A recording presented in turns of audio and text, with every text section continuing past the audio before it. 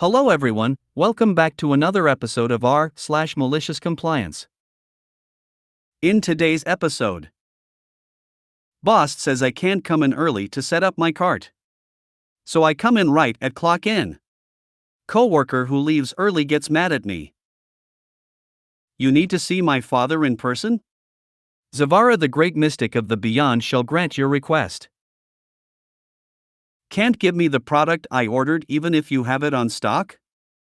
No problem.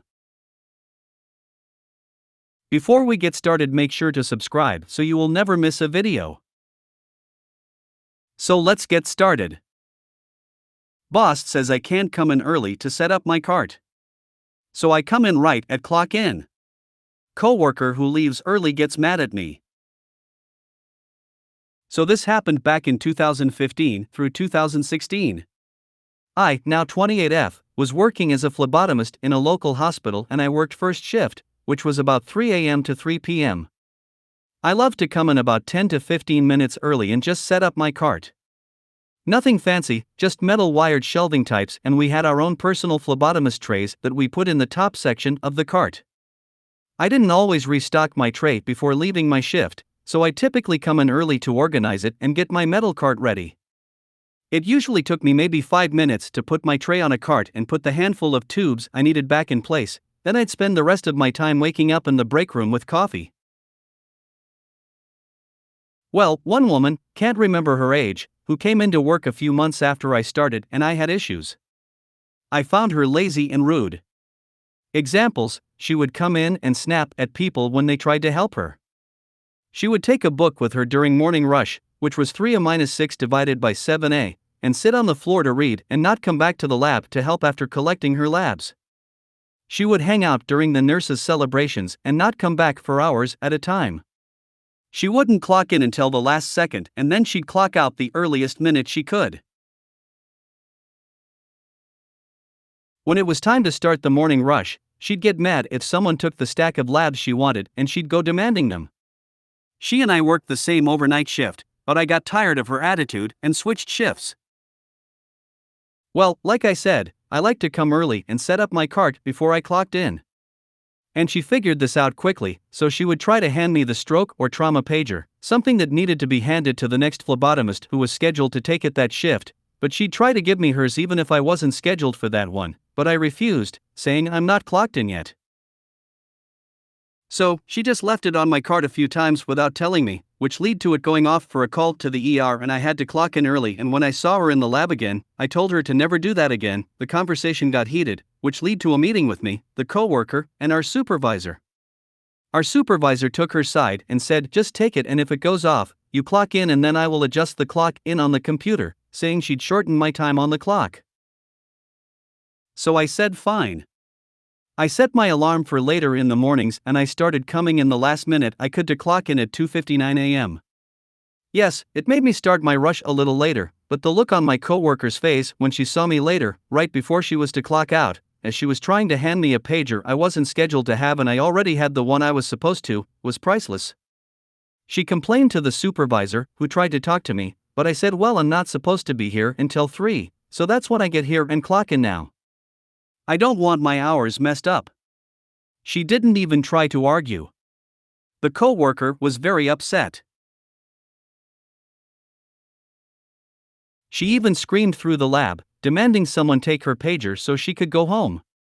It was still 20 minutes until her shift was done. You need to see my father in person? Zavara, the great mystic of the beyond, shall grant your request.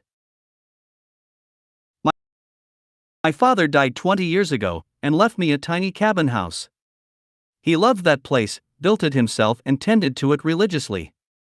After he died, I couldn't find it in my heart to visit, because every rock on the wall, every flower reminded me of him. My mother never cared for it even when my dad was alive, so within a few months I realized that it would be a while before either of us would be ready to spend time there again. As such, we called up the electricity, telephone, and water companies to shut off services to the cabin until further notice.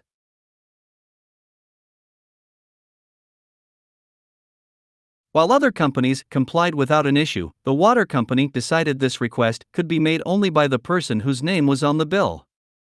Mind you, their fee, due to zoning and a well on our property, was less than €2 per month. Repeatedly faxing the death certificates as well as next of kin transfer of the title got us nowhere. Dozens of calls per month, several emails, in-person applications, smoke signals, interpretive dances, telepathy etc. Nothing made any difference. Both me and my mother were entirely flabbergasted, so we asked around and found out that indeed the process is unsolvable and, albeit not technically legal, people stopped paying those fees and the water would get shut off anyway as a result.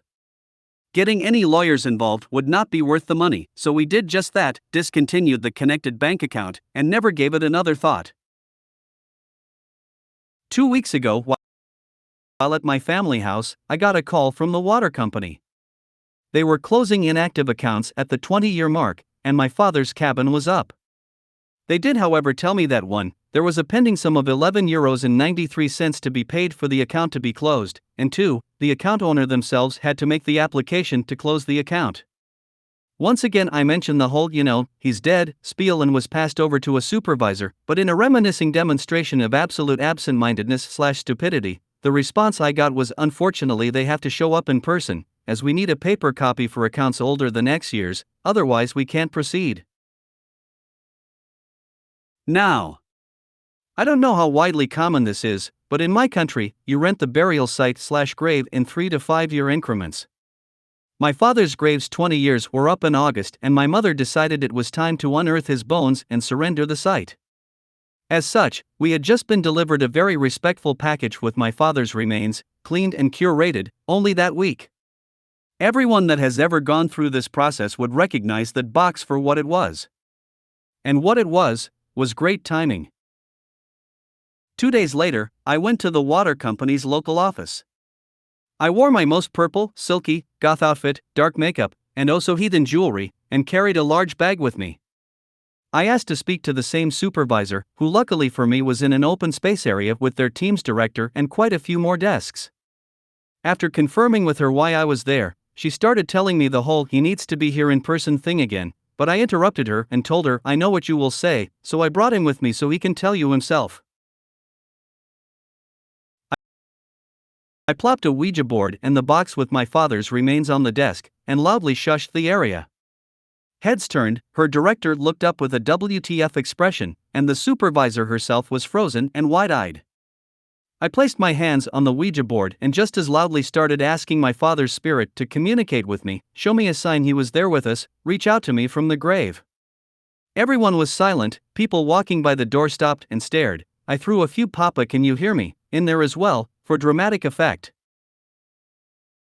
In comedic timing that happens only once in a lifetime, I think a pen/something small fell down from someone's desk behind me, which against the silence was quite startling. Excitedly I moved my hand to yes and proclaimed I needed his help in the form of his signature from the beyond, in order to close this account. Finally the director snapped out of it and came over with an "all right, I can help you over here, I think this is enough," but hell no it wasn't. I started gathering my things as I laid into him, how asking to speak in person with an indisputably dead man of over 20 years was beyond stupid, and if I had to put up with their idiocy, they had to put up with the process required to get a hold of him. I also mentioned that denying someone's legal title claim was lawsuit-worthy, so he immediately changed his tune that I could of course close the account. He tried to bring up the fee, but I cut him off with a "don't even think about it" and walked out. It's still early, but so far, there has been radio silence. My mother thanked me for handling it, but when I suggested she should write to someone higher up about this, she just said, "Nah, not worth it, it's over now." What a missed opportunity for a water under the bridge comment, tongue sticking out. Can't give me the product I ordered even if you have it on stock? No problem. So this happened a few years ago, and I may miss some details, but I'll try to remember the best I can. I was out of town with my wife on vacation and she forgot to pack her curling iron. We'd been out for a couple days, but she wanted to look nice for a dinner party we were going to, or something like that, which is irrelevant to the story. She wanted to buy a new one anyways, so I started searching for options online to see if a local store had one she liked. To our surprise, not only was the one she wanted in stock, it had a huge discount and was available for pickup at a nearby store. I won't get into details of where the store is or what its name is, but it's a large enough chain to have stores in all major cities across the country. So we place the order and drive to the store, go to the hair products section where we're supposed to pick it up, and this rude lady who seems to be in a hurry says, in a fast and annoyed tone, "We can't pick it up yet as they need to send it from the warehouse that's exclusive for online orders." We can see there's a bunch of them in the shelf next to her. Also, I'm aware that some stores do work under this stupid process where they need to receive online product purchases first and give you those instead of what they have in stock for various reasons, but this wasn't the case. We've done this before and they'll just grab one from a shelf and give it to us. There's no serial number or anything that could make this one different from what they would have received to fulfill the order, so this lady was just being rude. She said there was nothing she could do even though she could see our order as confirmed for pickup. At this point, we would have cancelled the online order and purchased it in the store, but this lady really pissed us off and it didn't have a discount there.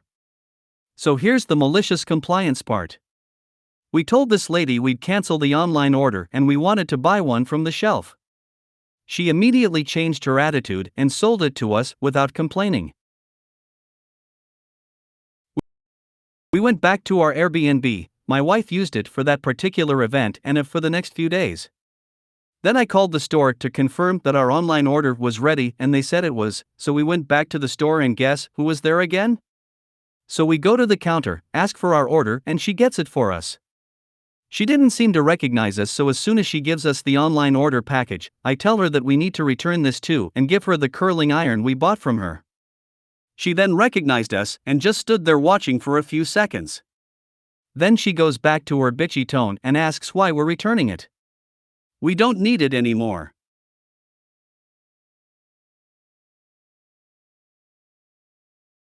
She calls her manager and tells him that we are asking to return a product that doesn't have a problem and that we are returning it because we don't need it anymore, like expecting him to tell her not to proceed with the return.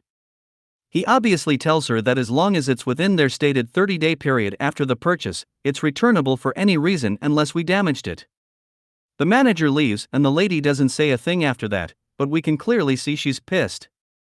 We get a full refund and leave with a brand new curling iron again. We later found out that they can in fact just grab any product they have in stock if they confirm an order, but they need to do some extra steps to match it to their inventory later and that they don't get a commission, so this lady was probably expecting to pass it on to the next shift. So in short, there was no reason for her to not fulfill our order other than wanting a commission and being lazy. In the end, she wasted more time and didn't get a commission from our purchase. If you made it to the end of the video, thanks for watching. Don't forget to like, subscribe and share, and we will see you in the next video.